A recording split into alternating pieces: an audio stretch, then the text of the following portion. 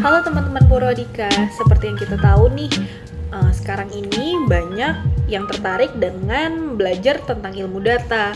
Bahkan perusahaan-perusahaan, baik yang kecil maupun yang besar, mereka membutuhkan orang untuk mengolah data perusahaan mereka.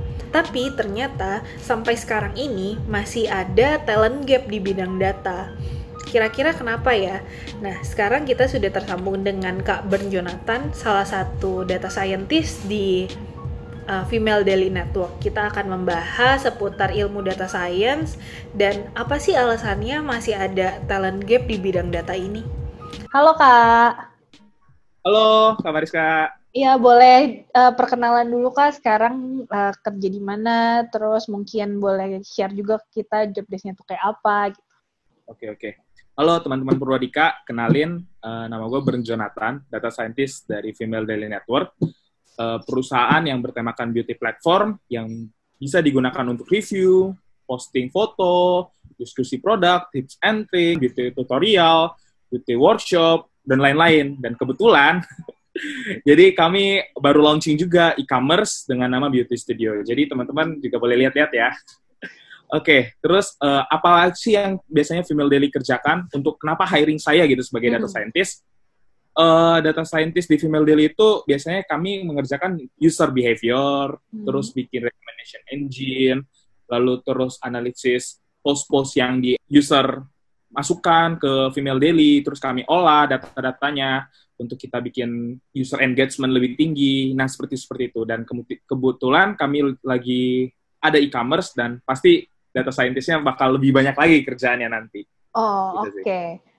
Kak Bern sendiri nih udah berapa lama sih berkarir di dunia data kayak gini? Kira-kira kalau saya hitung dari 2018, berarti ya 2 tahunan lah kerja di bidang data ini. Kenapa sih Kak alasannya waktu itu mau terjun ke bidang data? Jadi awalnya itu saya belajar data mining tuh di kelas. Nah, terus pas awal-awal itu tertarik nih kan, kenal data mining, terus wah interest banget nih, kayaknya cocok banget sama saya bikin kayak orang cenayangnya IT gitu kan. Iya. Oke, jadi bisa bikin sebuah machine learning dari data. Nah, itu saya interest. Terus karena itu, dari ketertarikan itu, saya explore lagi job-job yang mengolah data mining tuh apa aja sih. Nah, saya kan itu masih baru tuh, masih berkuliah juga. Tiba-tiba, oh ternyata ada job yang namanya data scientist. Nah, akhirnya saya explore lagi sebenarnya skill set apa yang dibutuhkan data scientist. Saking penasarannya, saya belajar lagi itu data scientist, terus gimana bisa dapatlah skill set itu dan cocok dengan saya. Nah, gitu sih mungkin pengalaman singkatnya. Sebenarnya skill set apa sih yang dibutuhin orang-orang nih untuk terjun ke dunia data? Oke, ini menarik nih. Kadang kan memang masih rancu-rancu gitu ya. Biasanya di data analis itu biasanya harus paham Excel juga, Tableau, SQL, baru statistik juga ya bisa. Lalu biasanya soft skill-nya untuk data analis itu punya sense bisnis sama communication skill. Nah, untuk data scientist, ini punya skill yang lebih rinci lagi, kayak harus bisa programming untuk data, seperti Python, R, Scala, MATLAB, dan lain-lain. Terus juga paham library khusus, karena kan pemrograman data biasanya punya library khusus juga untuk mengolah data. Nah, itu harus punya skill set-nya juga, karena berbeda pemrograman data tuh beda library yang digunakan. Lalu juga paham SQL, terus yang paling penting sih memang paham ilmu eksakta kayak untuk matematika, lebih kayak statistik, linear algebra, kalkulus, probability absolutely. Dan untuk soft skill-nya, biasanya harus butuh communication skill juga, terus sense of business dari perusahaan untuk gimana kita ngebuangin project data science. Nah, untuk data engineer, ini lebih banyak. Jadi, dan lebih intens lagi. Jadi, mereka harus punya paham juga SQL, terus paham database kayak RDBMS, NoSQL, data warehouse, data lake, dan lain-lain.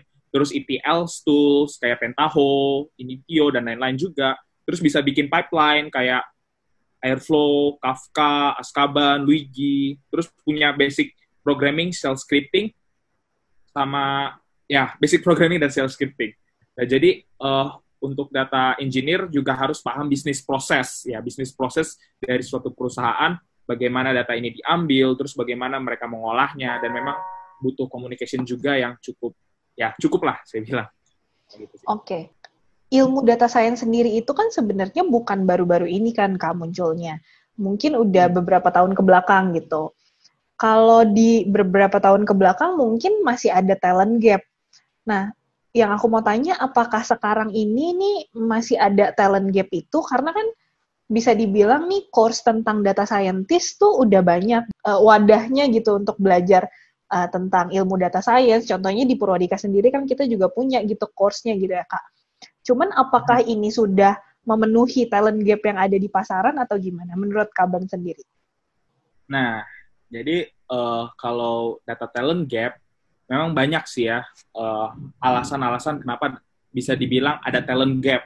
Ini umum sih untuk bidang-bidang lain juga. Jadi memang ada data talent gap, apa yang dipelajari sama di universitas atau kita pelajarin di sekolah, itu jauh berbeda dengan di perusahaan atau company kita tempati untuk mengolah data ataupun kita bekerja. Itu yang paling signifikan mempengaruhi data talent gap itu. Karena memang sense dari seseorang untuk mengetahui apa sih tim data, ngapain aja, itu masih kurang dan belum benar-benar ada dari universitas. Pas saya masih kuliah, mungkin untuk sekarang udah improve ya. Memang banyak juga kurang pelatihan dan juga memang dari pribadi orang itu sendiri. Faktor yang paling mencolok memang di kuliahan. Terus sorry to say, mungkin pelajaran yang kita pelajari, apalagi bidang tech, itu kurang up to date. Dan dengan kebutuhan pasar yang ada. Dan ada juga nanti dari kemauan orang juga, terus bagaimana menangani keminatan orang itu mengerjakan sebuah pekerjaan data. Nah, itu sih mungkin. Berarti sebenarnya skill set apa sih yang dibutuhin sama pasar nih? Karena kalau tadi kita udah bicara skill set umumnya nih, mungkin course yang ada, wadah yang ada untuk mempelajari semua itu tuh mungkin udah ada nih skill set umumnya. Mereka udah mempelajari skill set umumnya. Tapi sebenarnya yang dibutuhkan pasar tuh skill set lebih kemana sih Kak? Gitu. Untuk skill setnya, untuk data analis, biasanya itu membutuhkan business and communication dan juga paham sedikit statistik. Nah, itu yang dibilang tadi juga kan. Dan untuk data engineer itu lebih tinggi nih di programming language 61%, 30% di business and communication, dan 9% lagi di statistik and machine learning. Di data scientist ini sedikit naik-naik nih. Bisnisnya itu, business and communication-nya 26%, programming language-nya 35%, terus statistik dan machine learning-nya itu 40%. Lalu, untuk programming language, sebenarnya seberapa pede sih? Dan yang paling pede itu harusnya memang data engineer dan data scientist untuk programming language. Dan juga data scientist paling percaya diri dengan skill statistik dan machine learning. Ya, itu memang harus ya, kewajiban.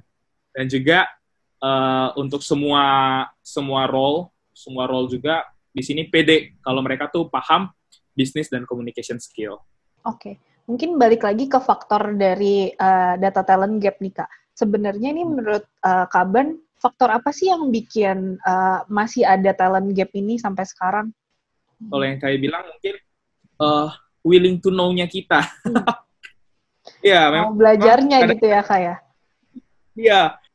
Selain tadi dari universitas, back lagi kembali kepada kita. Apakah kita benar-benar niat untuk achieve talent gap itu, dan memang faktor pendukungnya memang paling banyak itu dari apa yang kita pelajari, kita dapatkan di formal education dengan kita dapat dari online course gitu kan. Begitu juga mungkin teman-teman lain, gimana caranya menyelesaikan gap-nya lah ya. Itu kita harus belajar dan juga ada willing to know kita, biar kita achieve dari situ.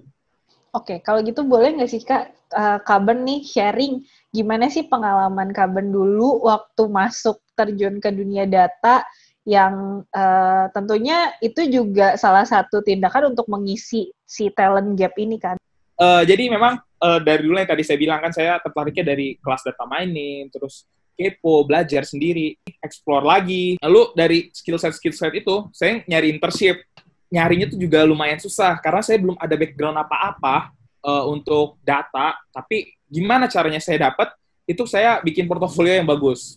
Jadi memang untuk mengatasi data talent gap itu, selain kita udah belajar, bikin portofolio. Belajar itu kurang cukup kalau belum ada bukti gitu, nggak ada efeknya. Nah, gitu sih. Itu mungkin yang dari pengalaman saya ya. Boleh di-sharing nggak, Kak? Mungkin banyak juga nih yang bakal nanya, pertama gue udah belajar, tapi ketika gue mau terjun, gue mau coba bikin portfolio pertama gue, nggak ada perusahaan nih yang mau nerima gue. Nah, bisa nggak sih, Kak, mereka nih sebagai pencari kerja nih, bisa nggak mereka tuh membuat portofolio mereka sendiri dengan data apa misalnya, terus dia bikin project sendiri dengan yang tidak terikat dengan perusahaan gitu. Tapi itu dimasukkan ke portofolio mereka untuk menjadi bahan pertimbangan perusahaan nantinya gitu. Bisa nggak, Kak? Itu bisa banget. Makanya itu tadi ada sebuah website untuk data science namanya Kaggle. Kerjaan di Kaggle itu bisa kita masukin kok ke portofolio karena kan kita udah ada pengalaman kita ngolah data terus hasilnya gimana. Itu bisa banget memang. Saya mungkin saranin tuh kita bisa coba ngorek-ngorek lagi di Kaggle atau di GitHub gitu. Itu sih. Oke. Terakhir nih, Kak, pertanyaan terakhir. Apa sih yang udah Kak Ben dan Female Daily nih di pekerjaan Kakak sekarang yang udah dilakuin untuk mengisi talent gap yang ada? Kebetulan kami melakukan kerjasama sama universitas juga untuk Female Daily ya. Nah, di sini kami universitasnya Telkom University.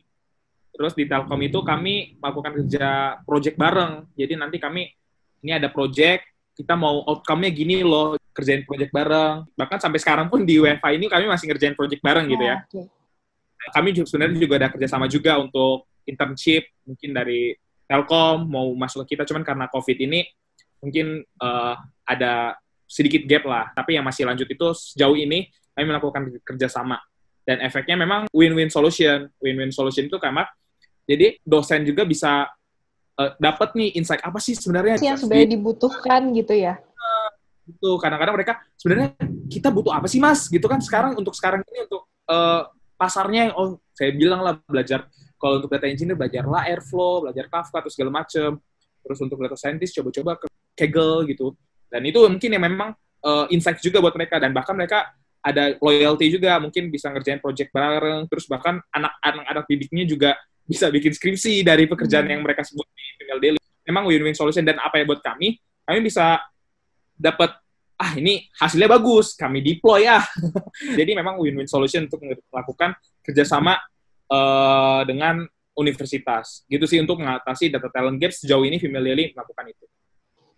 Oke, terakhir nih Kak ya, ada nggak sih tips untuk mereka-mereka nih, teman-teman dari Purwodika yang punya keinginan untuk masuk ke data science, untuk mereka yang job seeker mungkin di bidang data, tipsnya dong Kak untuk mereka sebelum masuk ke dunia kerja? Willing to know-nya harus dikuatin gitu. Ya memang akhir-akhirnya kembali lagi ya tadi saya bilang, kita itu ngerjain itu harus ada kayak keinginan, pengen tahu nih hasilnya gimana. Kalau saya itu, kalau dari saya ya mungkin. Terus memang portfolio juga, terus kayak banyak-banyakin relasi itu juga penting sih. Mungkin relasi kayak teman-teman DSI, komunitas-komunitas, terus bisa sharing-sharing bareng. Jadi memang untuk itu kita harus punya keinginan lagi, terus belajarnya gimana, entah kita online, offline, kayak Purwodika, gitu kan. Itu sebenarnya kembali lagi ke kita, apakah kita benar-benar sanggup menyanggupi talent gap itu agar kita bisa dapat, kita selesaikan gap itu dan bisa bekerja di bidang data. Nah itu kembali lagi memang kepada kita, bagaimana kita menyiasati, karena berbagai orang pasti caranya berbeda gitu ya. Kalau dari cara saya keinginannya terus bagusin portofolio. Cuman mungkin teman-teman punya cara tersendiri itu juga bisa bagus gitu. Cuman kalau dari saya seperti itu sih. Oke deh, kalau gitu thank you banget nih Kak udah mau sharing-sharing sama kita. Thank you atas waktunya, mungkin segitu aja untuk teman-teman Purwodika. Thank you Kak. Thank you juga Kak Mariska. Iya.